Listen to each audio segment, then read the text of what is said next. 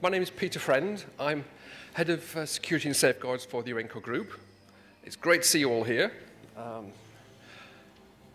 Welcome to our conference. It was about 40 years ago that in a diplomatic masterpiece, the nuclear weapon state, UK, the non-nuclear weapon states, Germany and the Netherlands, agreed to cooperate in a proliferation-sensitive industry in enrichment.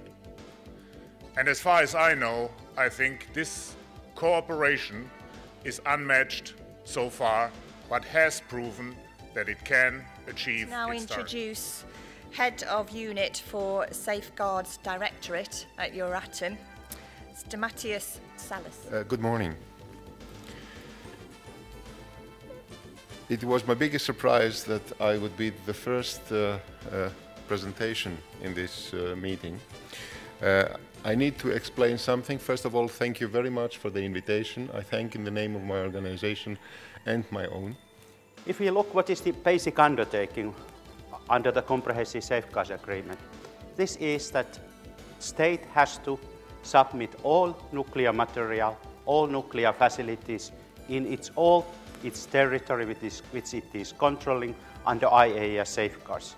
Good morning, ladies and gentlemen. It's a great pleasure to be here, and good that I just about arrived on time to welcome you to the UK and to this very, very important conference. And let me say I'd like to very much thank Helmut and the Urenco team for organising this important event, and I wish you well over the next day or so in your very important deliberations. Welcome to day 2 of our conference. I hope you enjoyed our conference dinner last night. It was certainly a pleasure to host you all in Chester Cathedral.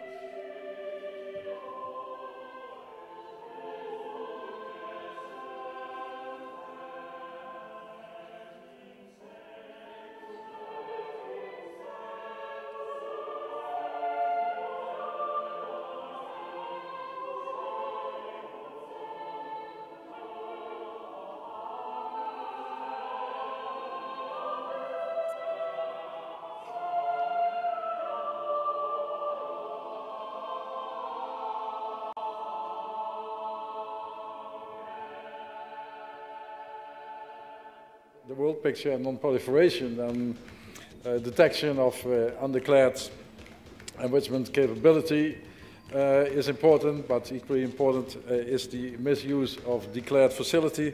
I think the first point we reiterated was that you require a combination of measures on each site. Those may be different from site to site or even from country to country. Coverage of the excess production scenario, yes, that's important.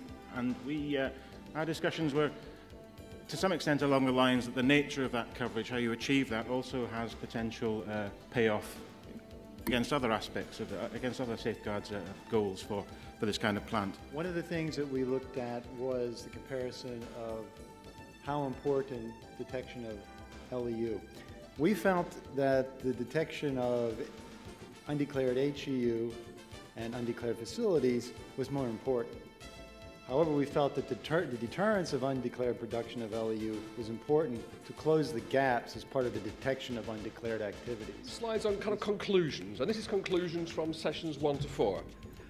On some areas, the discussion groups really agreed amazingly well. Firstly, agreed that a very sound verification of the material accounts is fundamentally important for everything we do. Secondly, agreement that swipe sampling is very useful, is invaluable, but it's not foolproof, particularly in the area of anomalous results can't always be explained. Also, agreement that for UF6 and for enrichment plants, there needs to be a good, thorough system for identifying cylinders and marking them, and an industry standard, which at the moment there's not.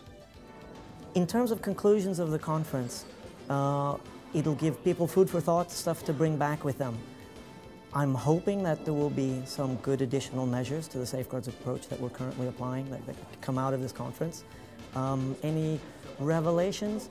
Maybe not necessarily, because I think we're already doing quite a good job.